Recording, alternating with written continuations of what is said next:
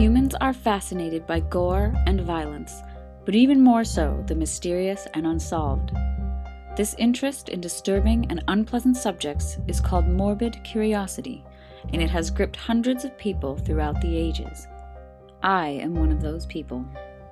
My name is Hallie, and this is the Morbid Curiosity Podcast.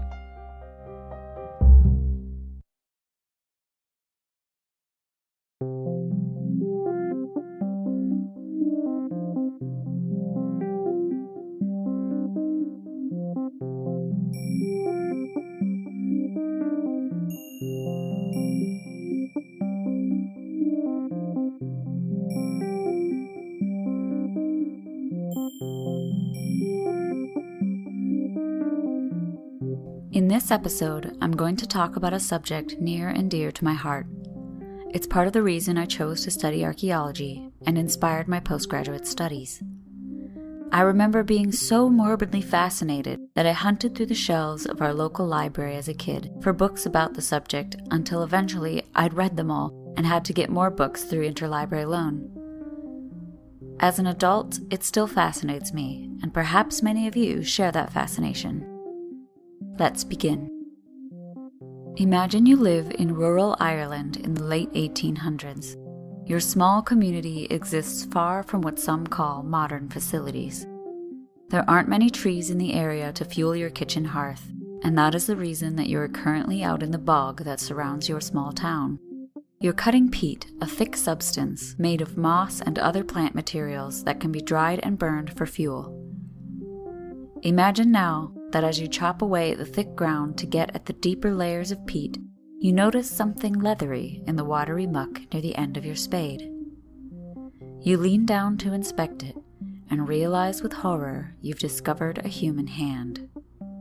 Its skin is dark brown, and as you pull the peat away to reveal the rest, you notice the arm is oddly flattened and distorted. Besides this, it's so pristine that you might think the body was dumped in the bog yesterday by someone trying to get away with murder.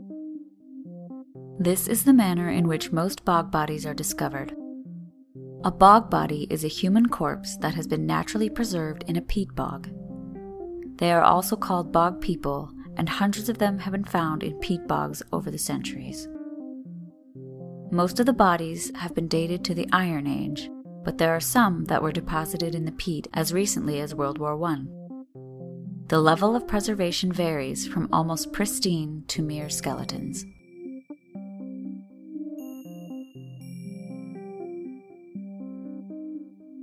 Records of people coming across bog bodies date back to the 17th century. When the bodies were found in these early days, they were often removed from the bog and given a Christian burial in a churchyard, or otherwise buried in keeping with the religion of those that found them. With the rise of antiquarianism in the 19th century, where rich men with an interest in antiquities took time to research the bodies and do some basic and destructive archaeological excavation, people began to speculate that the bog bodies might not be recent victims, but ancient ones. Once removed from the depths, the bodies would soon begin to decay without the special preservatives of the bog. Conservation was not advanced enough to save most of the bodies. Modern techniques have found a solution for preservation, as well as scientific methods to assess these bodies and learn more accurate information about them, like age, sex, last meal, the food they ate during life, where they might have come from, and a picture of what they might have looked like through facial reconstruction. I'm sure you're wondering how on earth a body is preserved in such a strange way. Peat bogs are physically and biochemically unique. Few bogs have the correct conditions for preserving human tissue. Peat bogs exist in colder climates, are usually not far from salt water, and develop in soils with little drainage.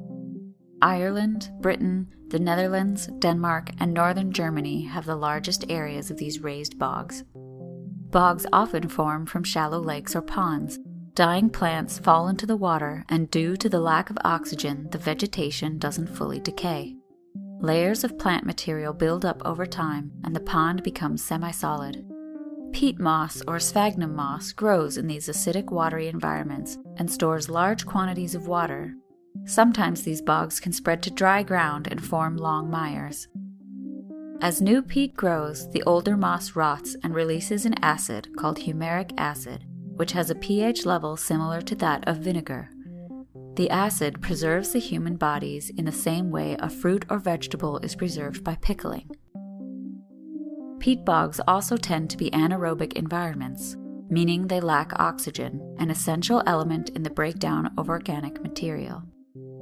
This highly acidic and oxygen-poor environment denies the organisms that promote decay any opportunity to start decomposition. The cold environment assists in slowing the rate of decay even further. In effect, a peat bog holds the perfect chemical combination for the preservation of human tissue.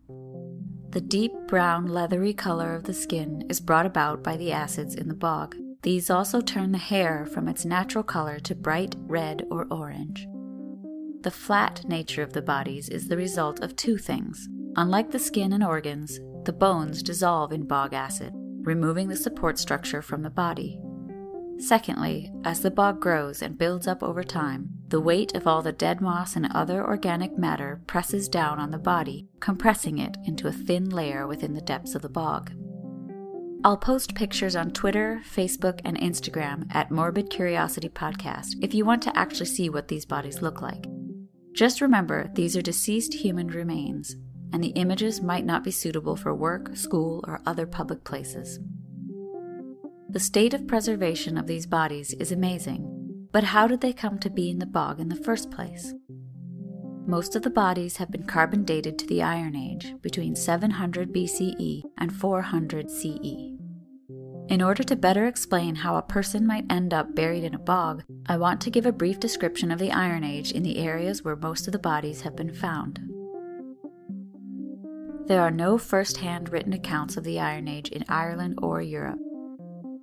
What we know for sure has been gleaned from the archaeological finds, like hoards, burials, and the remains of hill forts and small settlements. The earlier Bronze Age is thought to have been a time of plenty in Ireland. We see large settlements, an economy based on agriculture, lots of trade with other communities, and the beginnings of a hierarchical social structure. During this time, wooden trackways were laid across the bogs to make them easier to cross. Some of these trackways, however, end abruptly in the middle of the bog. Was this due to the reuse of the wood somewhere else, or does this represent a special destination in the middle of the bog? Several changes occurred during the transition between the Bronze Age and the Iron Age. Besides the discovery and widespread use of iron, around 1000 BCE the climate began to deteriorate. Evidence of this lies in the change in the growth rate of the peat.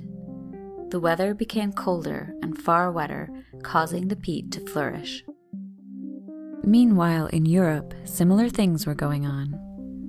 Agriculture was introduced to Denmark during the Neolithic era, around 3900 BCE, by either cultural exchange or migrating farmers. During this time, a number of human bodies were put into bogs, most of them around 16 to 20 years of age. It has been suggested by researchers that these early bodies were sacrifices or criminals executed for socially deviant behavior. Like Ireland, most of the bog bodies in Europe are from the Iron Age. Also, like Ireland, many of the bodies were shown similar treatment, which may indicate a cultural tradition of killing and depositing people in this manner. But more on that later.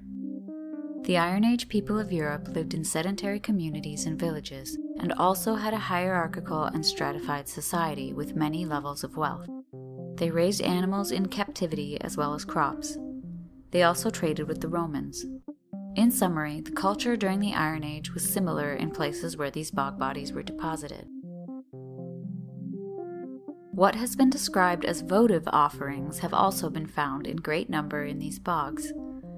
These offerings include hoards of metal objects like jewelry and weapons, as well as butter, millstones, and cups. It's not known why these items were placed in the bog, but it's thought that the bogs held some sort of liminal significance, meaning they were a place in between. They were both land and water, and neither at the same time. It has been suggested that perhaps the people also thought of the bogs as transitional places between the world of humans and that of the gods. Therefore, by dropping things into the bog, the people were sending gifts to the other side. People must have also known that they were dangerous, or they wouldn't have built safe paths by which to cross them. If the bogs were seen as places between the human world and that of the gods, what does that suggest about the people that were buried there?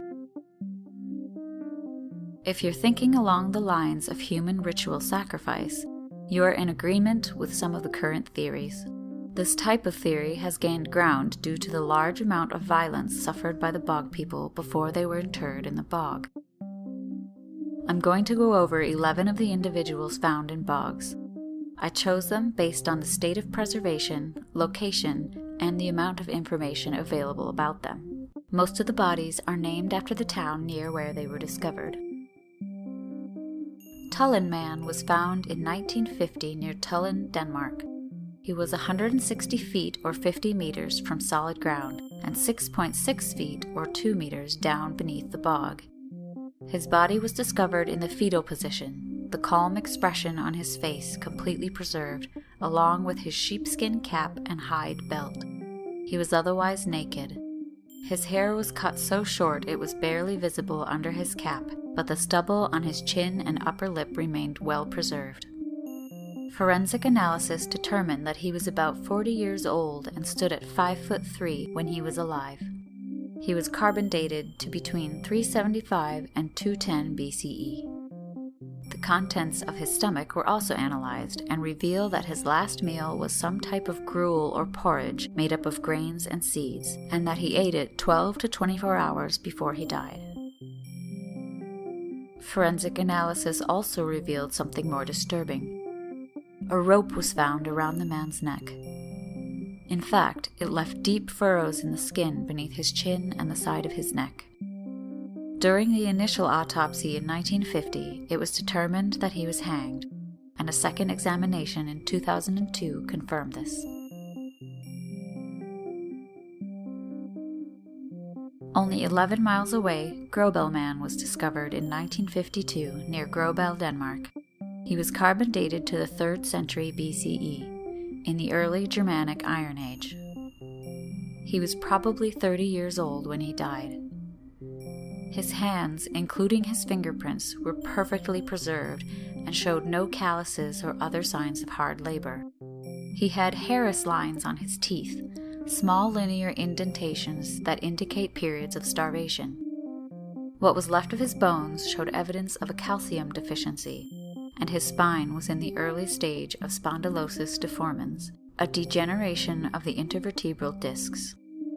His hair survived and due to the bog acid appears reddish in color, but it was originally dark brown.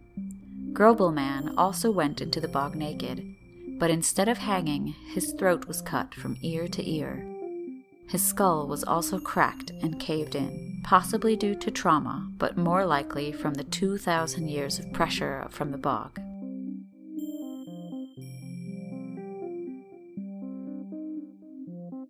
Huldremo's woman was discovered in 1879 near Ramten, Jutland, Denmark.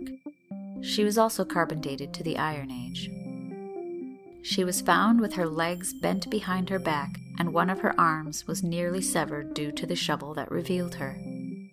Unlike many of the bog bodies, her clothing survived. It was elaborate and included a plaid cape, a scarf, and a skirt, all made of wool. She also had a comb and a headband with her. Her feet were covered with lacerations that were done around the time of her death, and a rope was found around her neck. She was likely strangled or hanged.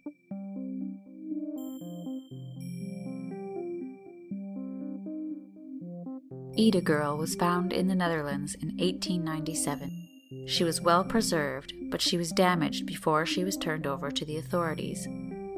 Villagers in the area pulled out some of her hair and teeth to use for medicinal purposes, something that was done up until the early 20th century.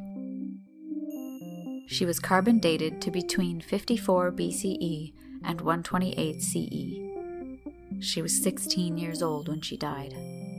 She was short in stature, about 4'6", and she had scoliosis. She was found with a woolen cape and a woolen band around her neck.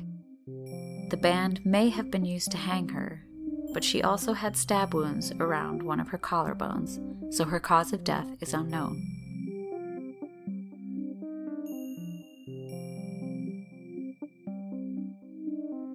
Cloney Cavan Man was discovered in Ireland in 2003. Only his top half was found, as his lower half was severed, possibly by the backhoe that discovered him. He had crooked teeth, a large, squash nose with visible pores, and stubble on his cheeks.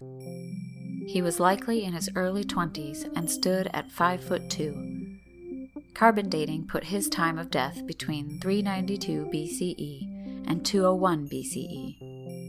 Hair analysis was done by Andrew Wilson of the University of Bradford and showed that Cloney Cavan Man had a rich diet, and that his hair was also styled with some sort of product made from pine resin that came from Spain or France.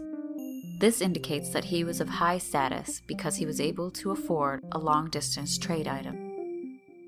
Cloney Cavan Man was murdered viciously. His skull was split with a sharp implement, leaving a deep wound on the top of his head. He also had lacerations that went from the bridge of his nose to his right eye. This is likely the blow that killed him, and it's thought to be the work of an axe. Also found in 2003 was Old Crowan Man. He was found near Crowan Hill in Ireland, not far at all from Cloney Cavan Man. He's only a torso with arms, but a lot of information can be revealed from just a torso. Using his arm span, it was calculated that he was tall, nearly 6'6", which was rare in the Iron Age. His nails were manicured, indicating high status. He was in his early 20s when he died, and his last meal was one of buttermilk and wheat bread. Scars on his lungs indicate that he had pleurisy. He was found naked except for a leather armband with a bronze clip around one arm. His cause of death was a stab wound to the chest. He was then decapitated and his body cut in half. His nipples also suffered deep cuts, and he has an injury to one arm that is possibly defensive. There are a lot of theories about his death, including torture, the ritualized overkill of a king, and human sacrifice. But I'll get to those later. The Bog Bodies are 3 individuals that were found in Denmark between 1946 and 1948. Bog Man was found in 1946, half a meter down in the peat. His height is estimated to be around 5'1", and he was carbon dated to around 700 BCE. He was found with 14 inches of rope tied in a slipknot around his neck and a crushing blow on the back of his head. His right leg was also broken. In 1947, another body was found a kilometer away from Bog Man. The decomposition on this body was worse, but it was likely a female. She was found face down on a base of birch bark with a fractured skull that exposed her brain. Her upper torso was naked, but her lower body was covered in a cloak. She had a leather cord with an amber bead and a bronze plate on it around her neck. Her skull was also crushed and her right leg was broken at the knee. A ceramic jar lay next to her, filled with the bones of an infant. She was carbon dated to around 400 BCE. Finally, in 1948, 400 meters or 1,300 feet south of the Bog Man, another female body was found. She was around 20 to 35 at the time of her death and was also face down, wrapped in woolen garments. Her scalp and hair on one side is separated from her skull. This could be due to the shovels that found her. Her skull and face were crushed after death, likely by the pressure of the bog. Her cause of death is a mystery, but she was carbon dated to around 770 BCE. One of the more famous bog bodies is Haraldsgar Woman. She was found in Jutland, Denmark in 1835. She was originally thought to be Queen Gunhild of Norway, who drowned in a bog around 1000 CE. Because of her suspected heritage, she was conserved well as soon as she was found. Later, carbon dating revealed that she was not Queen Gunhild, but a woman from 490 BCE in the early Iron Age. She was about 50 years old when she died and in good health with no degenerative diseases. This was uncommon for the Iron Age and may indicate high status. She was short, only 4'11". She was also found in the bog on her back, naked with her clothing placed on top of her. Branches and wooden poles had been used to pin the body down in the bog. A groove around her neck may indicate a noose or other implement was used to strangle her. She was probably dead before the poles were used to pin her down.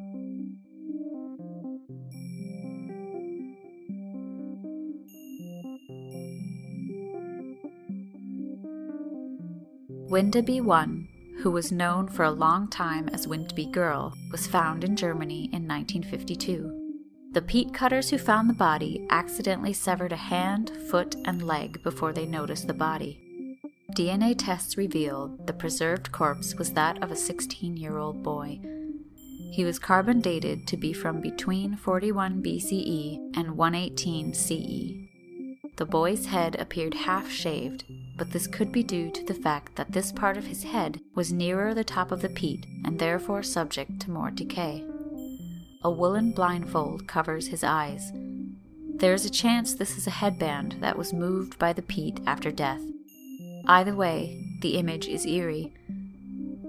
Again, branches were found that had been used to hold him down in the bog. Another body, Windeby II, was found not far from this one. A male with a hazel rod wrapped around his neck.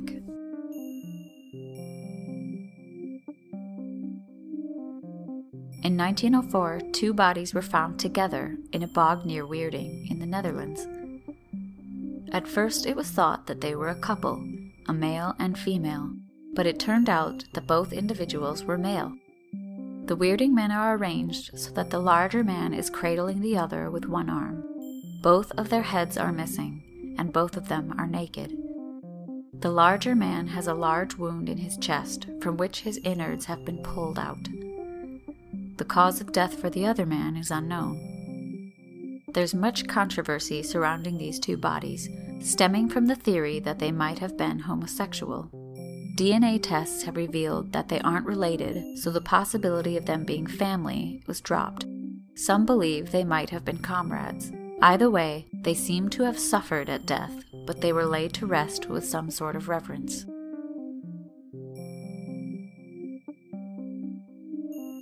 One of the oldest bodies was found. The Cashel man was found in Ireland in 2011. His head was lost due to the backhoe that uncovered him, but later found. Part of his side was also mangled. He was carbon dated to the Bronze Age, about 4,000 years old. To put the time frame into perspective, this man was killed and dumped in a bog before King Tut existed. Like King Tut, he was young when he died.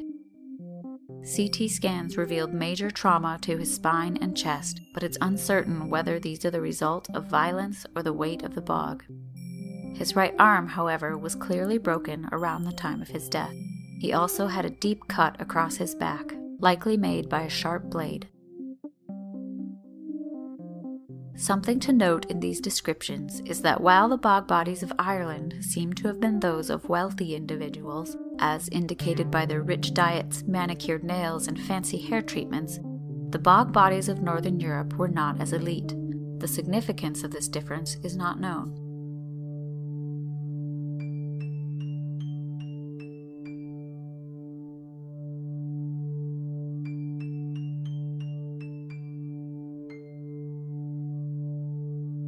Now that I've told you a little bit about the bodies, I want to talk about the various theories as to why these people were placed in a bog after such violent deaths.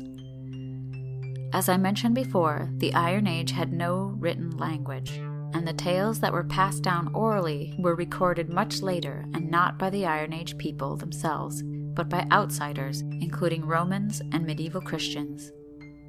Therefore, they are likely not completely accurate.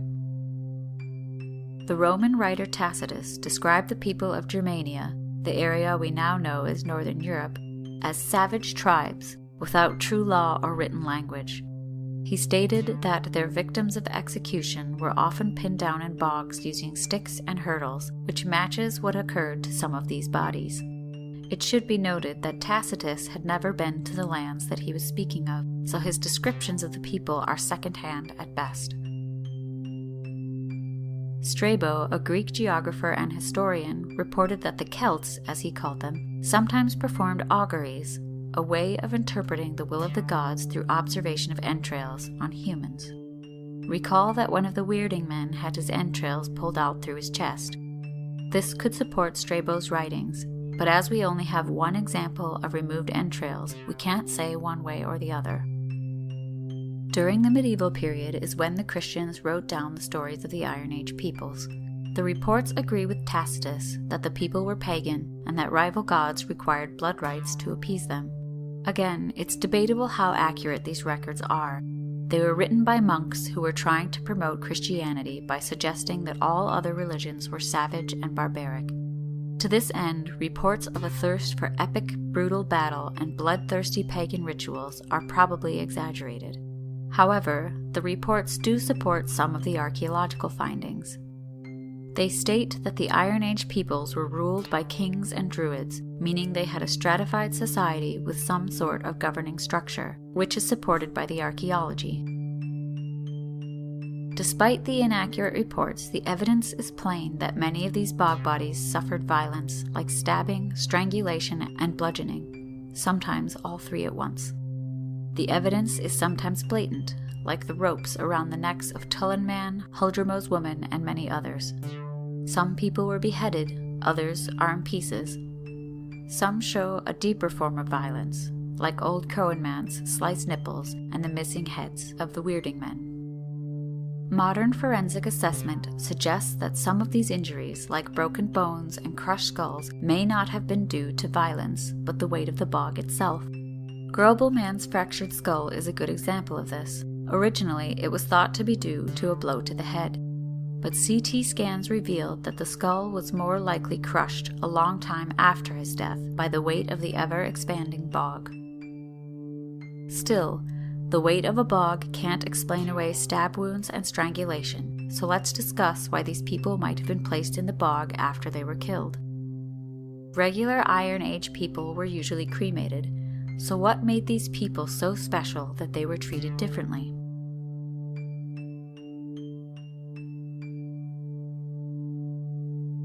A popular and bloody theory is that these people served as some type of religious sacrifice.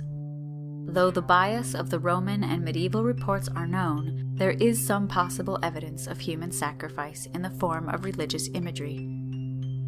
The Gunderstrup cauldron, a large, richly decorated silver vessel, was found in a bog in Denmark in 1891. It dates from between 200 BCE to 300 CE and is decorated with many images of the gods. One panel has been interpreted to show a victim being ritually killed. This is possibly evidence that people were being sacrificed to gods, but there's also a chance the images may mean something entirely different. With no written language, we can't be completely sure. A more simple explanation is murder. Perhaps these people were simply in the wrong place at the wrong time, were set upon by robbers or thieves, killed and then dumped in the bog. Some of the violence seems immense for such a simple explanation, but then as now, people are capable of doing horrible things to one another, whether out of desperation or sick enjoyment. Who is to say that the bog bodies weren't victims of murder and then dumped in the most convenient place to hide the evidence?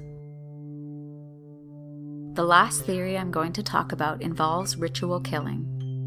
The first thing I think of when I hear ritualistic killings is the X-Files. The ritualistic killings were the ones that were so strange and so gruesome that the regular police couldn't handle them and had to call in Scully and Mulder. The bog bodies were killed in both strange and gruesome ways. According to Timothy Taylor, an anthropologist at the University of Bradford, these deaths were not honorable. They were a form of ritualized execution for reasons that were seen as shameful during the Iron Age, such as cowardice, laziness, or even sexual deviousness. Taylor says the bog represented a sort of limbo, a place where the soul would become trapped. By placing the bodies there, the soul could neither reach the gods or the ancestors.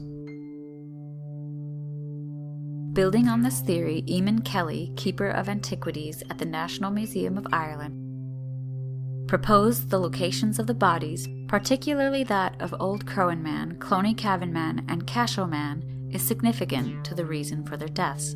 He agrees with other researchers that the Iron Age people saw the bog as a sort of gateway to the other side, but they also knew it was treacherous.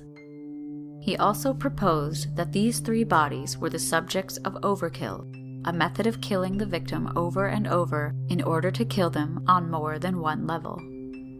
These men were stabbed, cut, decapitated, and dismembered. Kelly thinks this extreme violence had a sort of sacredness, reserved for only certain types of people, and that it may have been a collective act of the community and done with some spectacle. This theory doesn't work for many of the bog bodies, but there is an additional element when it comes to Old Crowan Man, Cloney Cavan Man, and Cashel Man. Kelly discovered a medieval map of Ireland and found that there were special hills throughout the country that were used for inaugurating kings. Cashel Man was buried at the foot of one of these hills, as was Old Crowan Man and Cloney Cavan Man. Perhaps these 3 men were kings. Kings have great power, but also great responsibility to ensure prosperity. A recorded medieval tradition that was based on a more ancient tradition in Ireland was for the king to be ritually married to the earth in order to ensure her fertility. If the weather turned bad or war tore through the land, he was held personally responsible. Perhaps the hill, which overlooks what would have been an entire kingdom, was used not only to crown the king, but to kill him when things turned sour during his reign. Cloney Cavan Man, Cashel Man, and Old Crowan Man were deposited in bogs right at the base of one of these hills. In addition, there is some symbolism around the cuts made in Cloney Cavan Man's nipples. Suckling the nipples of the king was a gesture of submission in ancient Ireland. Cutting them would have been a statement along the lines of being unfit for kingship in this life or the next. This is part of the reason Kelly believes that these men were kings that were ritually killed during hard times. Most of the bog bodies have been dated to the Iron Age, but there are a few that are more recent. Meanie Broderwoman was found in Ireland and dates from the 16th century. She was found on unhallowed ground with some evidence that she committed suicide. The current theory is that she was placed in the bog rather than the cemetery for committing this sin, or that her family couldn't afford a funeral, so threw her into the bog. Bog bodies have also formed from the corpses of Russian and German soldiers killed on the Eastern Front during World War I. They were found in the Masurian Lake district of northeast Poland. There have also been a few rare cases in North America. In Florida, skeletons of people have been found in bogs that date from between 5,000 and 8,000 years ago, during what is known as the early Middle Archaic period. Peat in Florida is wetter and less dense than that of Europe.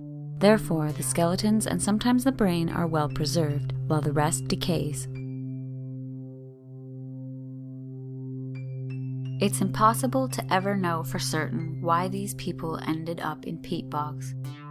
Some may have been sacrificed or ritually killed.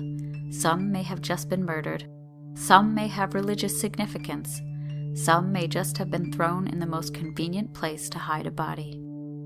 Iron Age culture is understood to an extent, but it surely varied just as much as modern culture does. There's likely more than one answer. This lack of closure, this lack of one right answer, is what holds our fascination and our curiosity.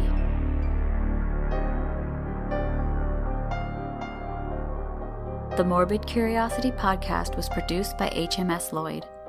If you want to get in touch or recommend a morbid topic for me to talk about, you can tweet the show at Morbid Podcast or join us on Facebook and Instagram at Morbid Curiosity Podcast. I'm going to be on vacation in September, so if the next episode is late, I apologize. If you need an interesting podcast to fill the void, check out the British History Podcast, Shelf-Bound Books, or for more morbid topics, Sawbones. My name is Hallie, and until next time, thank you for listening.